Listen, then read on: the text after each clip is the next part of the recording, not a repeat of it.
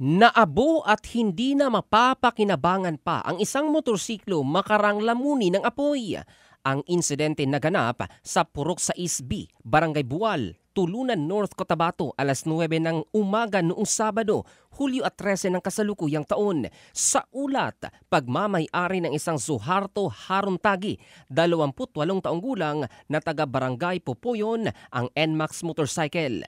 Pinapagawa umano ni Tagi ang center stand at habang nagwi-welding ay biglang lumiyab ang apoy hanggang sa kinain ang makina at kumalat sa ibang parte.